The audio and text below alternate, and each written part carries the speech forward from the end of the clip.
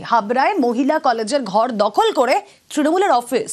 চাঞ্চল্যকর অভিযোগ স্থানীয় কাউন্সিলরের বিরুদ্ধে। এও অভিযোগ সূর্য ডুবলেই কলেজে বসে মদের আসর।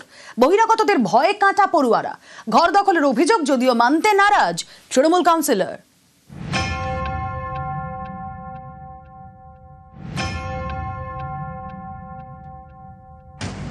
মহিলা কলেজে যেখানে সেখানে পড়ে মদের বোতল।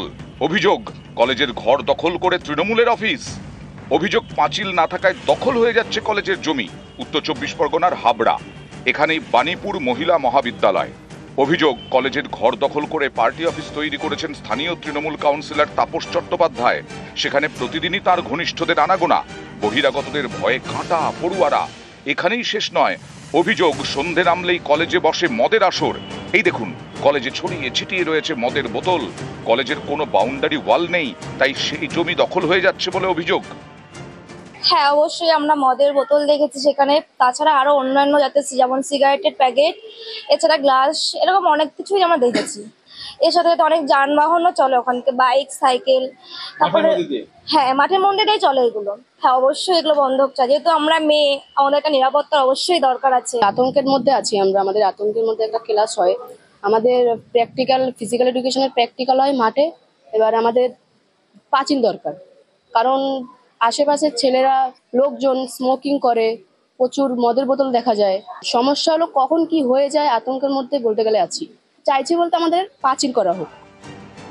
কলেজের ঘর দখল করে পার্টি অফিস, তৃণমূল কাউন্সিলরের বিরুদ্ধে দাদাগিরির অভিযোগ। এ নিয়ে পুলিশ প্রশাসন সহ নানা জায়গায় নালিশ জানিয়েছে কলেজ কর্তৃপক্ষ। অভিযোগ তাতে কোনো লাভ হয়নি। সমস্যা মেটাতে বুধবার অধ্যক্ষর সঙ্গে বৈঠক করেন হাবড়া পুরসভার চেয়ারম্যান এবং হাবড়া থানার আইসি।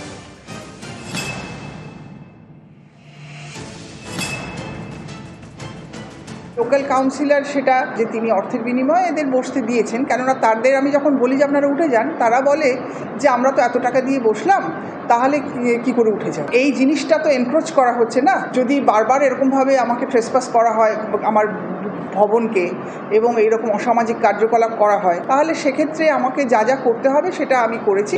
আমাকে কাউন্সিলর আমার কর্তব্যরত অবস্থায় কলেজ প্রেমিসেসের মধ্যে ঢুকে এসে উনি আমাকে প্রচণ্ড গালিগালাজ করেছেন। সেটা আজকে নয় বা ইদানিংকালে নয়, কিছুদিন আগে।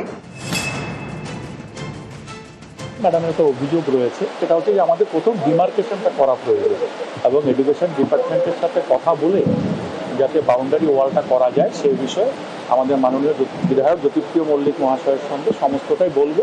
ওটা মহিলা কলেজ, স্বাভাবিক কারণেই ফার্স্ট প্রায়োরিটি আমাদের কাছে যে এর বাউন্ডারি ওয়ালটা করা।